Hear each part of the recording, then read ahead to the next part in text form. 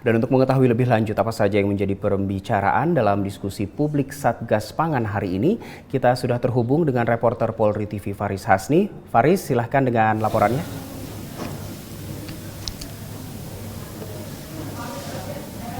Andonino.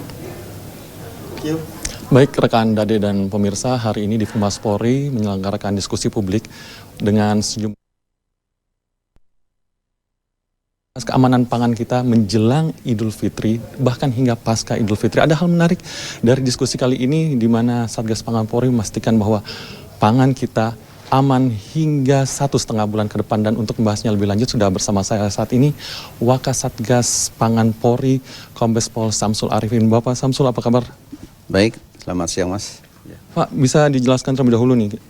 Bapak menjelaskan tadi pangan kita aman hingga 1,5 bulan ke depan. Gimana tuh Pak? Baik, dari Bapokting ya, kebutuhan pangan ini bahan pokok penting. Dari beberapa bahan yang sudah kita lakukan analisa, kita menghimpun data dari Kementerian Pertanian, kemudian dari Bappenas, dari Bulog, juga dari Kemendak terkait realisasi impor. Karena bahan pangan kita kan tidak semuanya produksi dalam negeri, ada yang harus melakukan importasi. Nah, antara stok yang kemudian hasil panen dalam negeri, kemudian proses importasi yang sedang berjalan, berdasarkan data-data yang kita peroleh dari kementerian lembaga itu, kemudian kita lakukan analisis juga dengan hasil pengecekan tim Satgas Pangan yang saat ini sedang berjalan juga di daerah-daerah untuk mengukur berapa stok bahan pangan yang ada di sana, sehingga kita bisa mengkalkulasi bahwa dari hasil penghitungan Satgas Pangan Polri, 1 bulan atau 1,5 bulan ke depan ini masih bisa dikatakan aman untuk stoknya. Ya.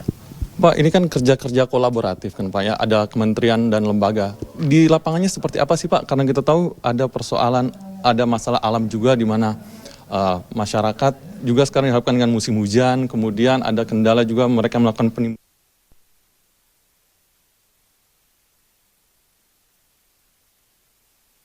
atau beras. Kementerian Pertanian di awal tahun sudah mengeluarkan prognosa. Jadi perkiraan berapa jumlah panen yang akan dilaksanakan oleh Indonesia. Kemudian dilaksanakan untuk mencukupi namanya cadangan beras pemerintah. Dari data tersebut, Satgas Pangan Polri secara rutin melakukan pengecekan ke daerah. Mana daerah yang mengalami hambatan, misalnya gagal panen karena hama, karena bencana, berapa luasannya, berapa jumlah panennya, sehingga kita bisa lakukan penghitungan bulan ini di tahun ini, kemudian bulan apa sepanjang tahun ini yang gagal panen berapa, sehingga terjadi berapa penurunan yang seharusnya dari angka yang sudah dilaksanakan oleh penghitungan oleh.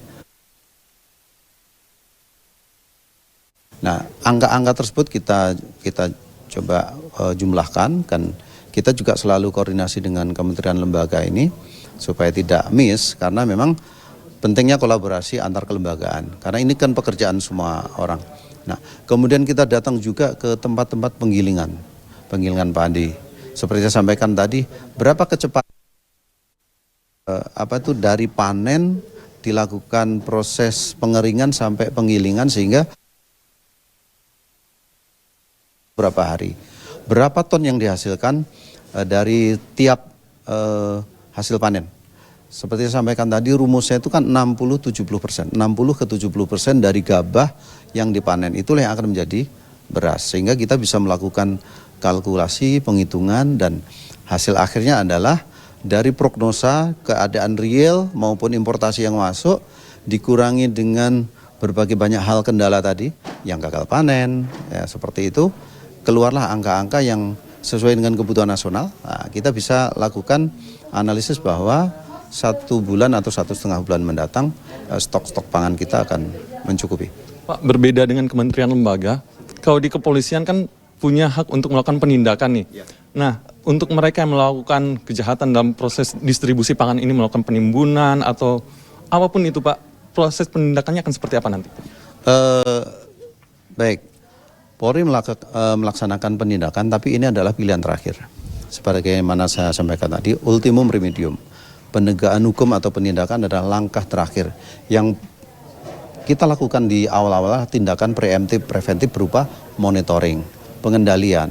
Karena kita sering turun ke wilayah, kita sering melakukan kegiatan monitoring dengan kementerian lembaga maupun Satgas Pangan Daerah, ini untuk meminimalisir terjadinya penyimpangan. Namun ada saja, seperti tadi yang saya sampaikan, temuan case-case di wilayah kasus, mereka melakukan repacking, pengoplosan, ini langsung dilakukan penindakan oleh kepolisian setempat ya.